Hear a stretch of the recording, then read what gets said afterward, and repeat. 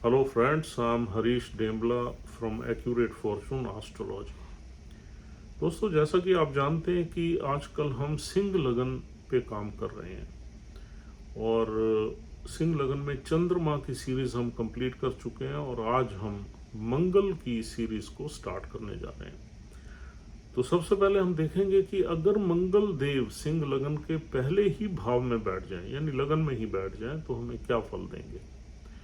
देखिए दोस्तों, सबसे पहले हम मंगल को जान लेते हैं और फिर सिंह लगन में मंगल के पास कौन से घर हैं, कौन से भाव हैं, उनको जानना बहुत ज़रूरी है। तो उसके बाद हम फलों पे आएंगे। मंगल एक अग्नि प्लैनेट है। मंगल का संबंध भूमि से है और मंगल का संबंध जो है हमारे एग्रेशन से है, हमारी विल पावर से है, हमारे साहस से है, हमारे एक्शन से है, हमारे ब्लड से है। और कहीं ना कहीं मंगल को ग्रहों का एक सेनापति माना जाता है और सूर्य को राजा माना जाता है। तो मंगल और सूर्य में अति मित्रता है और मंगल की एनर्जी सूर्य की एनर्जी से बिल्कुल मैच करती है। सूर्य हमारा आत्म बल है और मंगल हमारा जो है वो विल पावर है, शक्ति है, साहस है। तो इन दोनों की एनर्जीज काफ़ी कॉम्प्लीमेंट करती हैं, सपोर्ट करती हैं एक दूसरे को। और अब मंगल सिंह लगन में मंगल के पास दो हाउसेस हैं। एक फोर्थ हाउस है, फोर्थ हाउस सुख भाव है। फोर्थ हाउस से हम इंसान का घर देखते हैं, डोमेस्टिक एनवायरनमेंट देखते हैं और कन्वीनियंसी देखते हैं, गाड़ियाँ देखते हैं, सुख देखते हैं। और दूसरा मंगल के पास यहाँ सिंह लगन में नवम भाव है जो कि रिलीजियस एक्टिविटीज़ का भाव है, लंबी यात्राओं का है, ट्रैवल्स का है और पिता का है, हायर एजुकेशन का है और हमारी हायर नॉलेज और फिलॉसफिकल नॉलेज का है। तो दोनों ही भाव बहुत ऑस्पिशियस हैं मंगल के पास सिंह लगन में।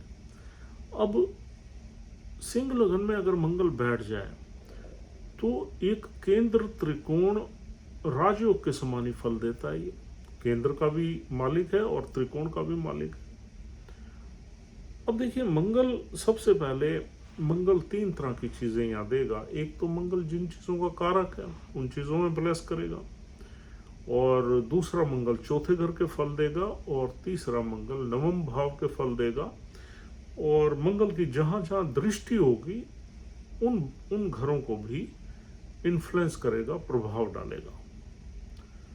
तो सबसे पहले यहाँ मंगल बैठ जाए तो इंसान को मंगल की जो अपनी नेचर है, जो उसका स्वभाव है, वो इंसान की पर्सनालिटी में वो चीज़ें आ जाएंगी। देखिए, सिंह लगन जो है ना, एक फायरी साइन है और बड़ा फिक्स्ड सा साइन है, और इसमें मंगल का आना यानी कि फायर एलिमेंट को बढ़ा देगा। तो ये इंसान, ऐसे इंसान बड़े साहसी होते हैं, विल पावर अच्छी होती है, एक्शंस लेने में ज़्यादा सोचते नहीं हैं, बहुत ज़बरदस्त होते हैं और इनके साहस अच्छा होता है, एडवेंचरस होते हैं। कोई भी काम करने से पहले बड़े दिलेरी से उस काम को एग्जीक्यूट करते हैं और गुस्सा ज़्यादा होता है, सेल्फ इस्टीम ज़्यादा होती है, सेल्फ रिस्पेक्ट ज़्यादा होती है, आत्म बल ज़्यादा होता है और शरीर में थोड़ा सा हीट ज़्यादा रहती है, गर्मी ज़्यादा रहती है और आदमी एग्रेसिव रहता है। अगर इनके मान सम्मान को कोई ठेस पहुंच जाए तो एकदम एग्रेसिव हो जाते हैं। अगर मंगल अफ्लिक्ट हो जाए तो ऐसे लोग गलत रास्ते पे भी चल पड़ते हैं, और मंगल में अफ्लिक्शन कोई नहीं है तो ये मंगल बहुत ही शुभ है, क्योंकि एग्रेशन तो यहाँ है ही है। यानी कि सूर्य जो कि एक रीगल या रॉयल साइन है सूर्य का, 5 नंबर साइन, और फिर उसमें मंगल आ गया। मंगल भी बहुत ही जो साइन है वो फुल ऑफ फायर है, फुल ऑफ करेज है। तो ये इंसान साहसी होते हैं और ऐसे काम करते हैं जिसमें लोग इनकी प्रशंसा करें। और अब ये तो हो गई मंगल की अपना नेचर या अपना स्वभाव। अब देखते हैं मंगल चौथे घर का स्वामी है। चौथे घर से हम देखते हैं भूमि, मकान, जायदाद, गाड़ियाँ, माँ और सुख, कन्वीनियंसी, सारी फैसिलिटीज़, कंफर्ट्स, ये सारी चीज़ें मंगल यहाँ बैठ के निसंकोच इंसान को देगा ही देगा। यानी कि ऐसे लोगों के पास ज़मीन जायदाद ज़्यादा होती है, एग्रीकल्चर लैंड भी होती है, और कुछ मैटरनल या पैटर्नल, देखिए चौथे भाव से हम माँ देखते हैं, नवम भाव से पिता देखते हैं, तो पेरेंटल प्रॉपर्टीज ही इनको कुछ इनहेरिटेंस में मिलने के योग बनते हैं। और अगर इनको पेरेंटल प्रॉपर्टी ना मिले तो अपनी जीवन में ये प्रॉपर्टीज ज़रूर बनाते हैं और कई प्रॉपर्टीज बनाते हैं। मंगल में एफ्लिक्शन ना हो तो ऐसे लोगों के पास ज़्यादा ज़मीन जायदाद रहती है, बड़े साहसी रहते हैं, एग्रीकल्चर लैंड भी हो सकती है। और दूसरा, सुख भाव का स्वामी अगर लगन में आ जाए तो आदमी मटेरियलिस्टिक गेन्स में या सुखों में उसको ब्लेसिंग्स रहती है, माँ की ब्लेसिंग्स रहती है। इनकी माँ भी बहुत डेयरिंग होती है, तो इनका जो डीएनए है वो माता पिता यानी कि इनहेरिटेड, इनमें जो इनिशिएटिव्स लेने की ताकत, साहस, विल पावर, ये सब इनहेरिटेड होती है इनके ब्लड में, पेरेंटल ब्लड से ही ये चीज़ें आती हैं। और दूसरा, अपने घर से जुड़े रहते हैं, कहीं भी रहें चाहे दूर रहें, ज़मीन जायदाद से जुड़े रहते हैं और अपनी माँ से भी जुड़े रहते हैं। माँ और पिता से इनका प्यार रहता है, उनके लिए कुछ भी करने को तैयार हो जाते हैं।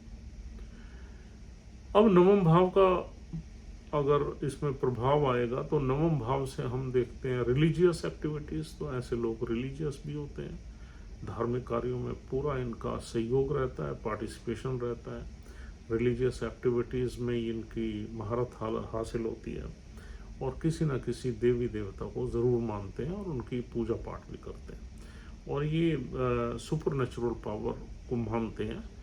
और यूँ कहना चाहिए कि कुछ ट्रेडिशनल वैल्यूज़ इनमें रहती हैं, पेरेंटल ट्रेडिशनल वैल्यूज़ रहती हैं, पिता का सम्मान करने वाले होते हैं, गुरुओं का सम्मान करने वाले होते हैं, एजुकेशन इनकी अच्छी रहती है और थोड़े से इम्पल्सिव हो जाते हैं कभी कभी, लेकिन एजुकेशन इनकी अच्छी रहती है।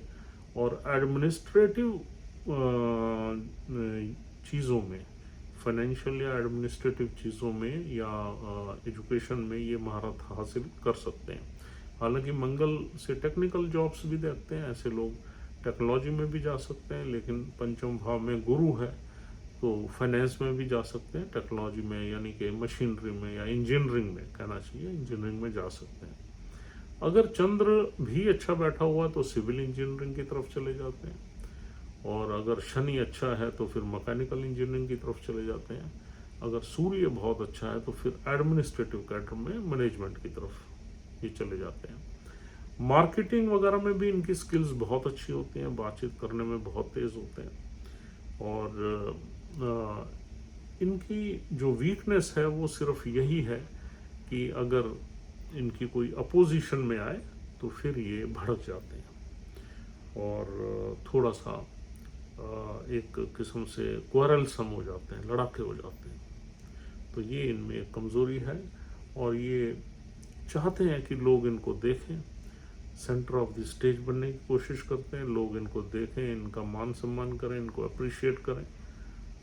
तो ये बहुत ही अच्छे मूड में रहते हैं और बहुत साहसी रहते हैं और आउट ऑफ द बॉक्स कुछ एडवेंचरस एक्टिविटीज़ के थ्रू ये कोई भी काम कर देते हैं।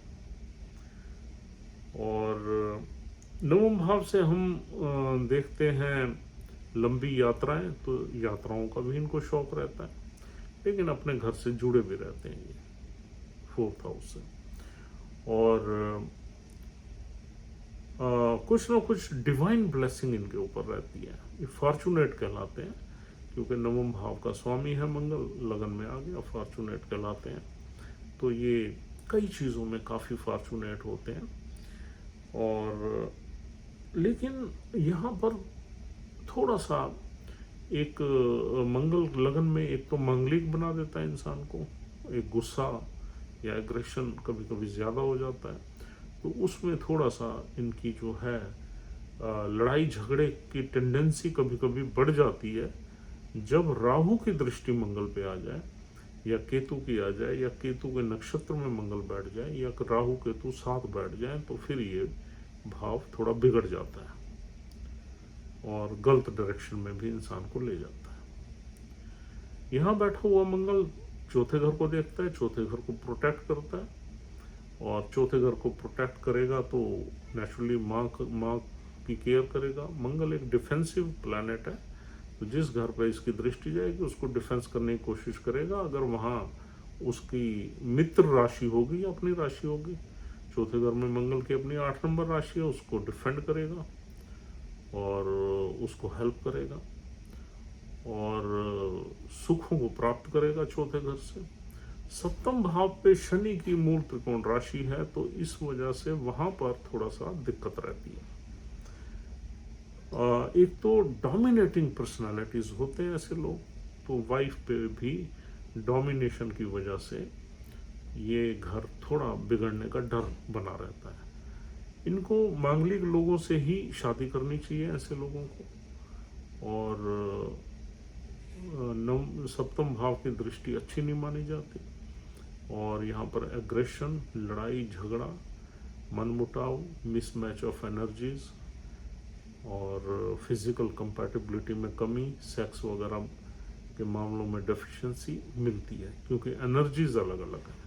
वहाँ शनि की मूल त्रिकोण राशि है, मंगल जो है सूर्य की राशि में है, सूर्य भी और मंगल भी दोनों ही एनिमी प्लैनेट्स हैं।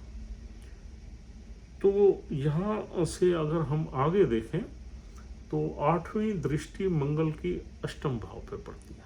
अष्टम भाव पे गुरु की राशि है, तो यहाँ मंगल का इंटरेस्ट ऑकल्ट में बन जाता है और इनहेरिटेंस में बन जाता है। 8वीं दृष्टि के अच्छे ही प्रभाव मिलते हैं, आदमी की आयु ज़्यादा लंबी होती है, इनहेरिटेंस से फायदे होते हैं, और कहीं ना कहीं अष्टम भाव के ऑब्स्टेकल्स को आदमी अपने साहस से और विल पावर से हैंडल करता है। अगर कोई बीमारी भी हो जाए तो उसे भी आदमी कंट्रोल कर लेता है। अब यहाँ देखते हैं दोस्तों नक्षत्र। यहाँ पहला नक्षत्र मघा नक्षत्र है केतु का। केतु भी एक फायरी प्लैनेट है। केतु के नक्षत्र में मंगल को हमने और ज़्यादा एग्रेसिव होते देखा है। अगर केतु के नक्षत्र में मंगल बैठ जाए तो कुछ पितरों के आशीर्वाद से काफ़ी बड़ी इनहेरिटेंस इंसान को मिल जाती है और पितरों के आशीर्वाद से काफ़ी काम हो जाते हैं, लेकिन इसमें फायर एलिमेंट बढ़ जाता है। केतु की प्लेसमेंट हमें ये बताएगी कि ये मंगल जो है नेगेटिव जाएगा या पॉजिटिव जाएगा। अगर केतु कहीं खराब बैठा हुआ है, किसी दुष्टाना घर में है, तो डेफिनेटली इस मंगल में एग्रेशन बढ़ जाएगा और लड़ाई झगड़े लाइफ में बढ़ जाएंगे, कॉम्प्लिकेशंस बढ़ जाएंगी। और अगर केतु बहुत अच्छा बैठा हुआ है तो ये मंगल आपको ब्लेस कर सकता है। दूसरा नक्षत्र है पूर्व फाल्गुनी, जो शुक्र का नक्षत्र है। पूर्व फाल्गुनी में मंगल की जो एनर्जी है वो थोड़ी डाइल्यूट हो जाती है। वीनस का नक्षत्र है, उसमें वो एग्रेशन नहीं रहता जो कि ओरिजिनली होता है, क्योंकि शुक्र is all about relationship and प्यार मोहब्बत। तो शुक्र के नक्षत्र में मंगल कभी कभी सेंसुअल एक्टिविटीज़ में इन्वॉल्व हो जाता है और उसमें वो एग्रेशन नहीं रहता जो कि ओरिजिनली उसका ट्रेट है या उसका एक करेक्टरिस्टिक है। तो शुक्र की प्लेसमेंट जिस घर में होगी उस घर से रिलेटेड आपको अच्छे रिजल्ट्स मिलेंगे। लेकिन यहाँ थोड़ा सा अगर शुक्र पंचम भाव में बैठ जाए या अपनी राशि में बैठ जाए किसी मूल त्रिकोण राशि में या 2 नंबर में, तो डेफिनेटली आदमी को अच्छे ही रिजल्ट्स मिलते हैं। बस इसमें एक ये कमी रह जाती है कि मंगल और शुक्र जो है वो थोड़ा सा एक दूसरे के नक्षत्र में बैठ जाएं या साथ बैठ जाएं तो थोड़ा सा सेंसुअल एक्टिविटीज़ में इंसान को ले जाते हैं। तीसरा नक्षत्र है उत्तर फाल्गुनी, उसका एक ही चरण है, सूर्य देव का नक्षत्र है। अगर उत्तर फाल्गुनी में यहाँ मंगल बैठ गए तो सूर्य की राशि में ही बैठे हैं और सूर्य का ही वो नक्षत्र है, उसमें सिर्फ सूर्य की प्लेसमेंट हमें देखनी पड़ेगी। तो इसमें अगर हम इसको कंक्लूड करें तो सूर्य की प्लेसमेंट अगर इस चार्ट में अच्छी है, सूर्य केंद्र त्रिकोण में बैठा हुआ है या किसी अच्छी मित्र राशि में है, तो ये मंगल आपको बहुत ही हाइट पे ले जा सकता है, बहुत ही एडवेंचरस एक्टिविटीज़ में ले जा सकता है, अपने प्रोफेशनल लाइफ में सक्सेस दे सकता है, ज़मीन जायदाद में सक्सेस दे सकता है, भाई बहनों से आपकी रिलेशनशिप्स को अच्छा कर सकता है, और आप जो है एक यूँ कहना चाहिए कि सफलतापूर्वक जीवन व्यतीत करेंगे, और आपके पास पैसा और ज़मीन जायदाद भी बहुत होगी। अगर सूर्य देव कहीं खराब बैठ गए तो फिर इस मंगल के फल डाइल्यूट हो जाएंगे। और दूसरा, नक्षत्र का लॉर्ड, जिस नक्षत्र में मंगल बैठा हुआ है उस नक्षत्र के लॉर्ड की प्लेसमेंट को देखना भी बहुत ज़रूरी है, वो भी कहीं अच्छे ही घर में होनी चाहिए अगर अच्छे रिजल्ट्स लेने हैं तो, वरना जो है आपको ये मंगल थोड़ी तकलीफ भी दे सकता है। तीसरा, मंगल में अफ्लिक्शन नहीं होनी चाहिए, मंगल पे शनि की दृष्टि नहीं होनी चाहिए, राहु केतु के साथ नहीं होना चाहिए। तो अगर ऐसी कोई है या राहु केतु की दृष्टि में है तो भी इस मंगल के रिजल्ट्स उतने अच्छे नहीं मिलते जितने कि मिलने चाहिए। अदरवाइज ये प्लेसमेंट बहुत ही ज़बरदस्त प्लेसमेंट है, A1 प्लेसमेंट है, और ये राजयोग समान आपको फल दे सकती है और हर क्षेत्र में आपको उन्नति की राह पर डाल सकती है। तो दोस्तों, this is all for the day. उम्मीद करता हूँ ये डिस्कशन आपके लिए यूज़फुल है, और अगर आप हमारी वीडियोस को पसंद करते हैं तो हमारे चैनल को ज़रूर सब्सक्राइब करिए, और else will see you tomorrow with another placement of Mars. Thank you very much once again for watching this video patiently. We'll see you. Take care of yourself and your family. Have a nice time. Thank you very much.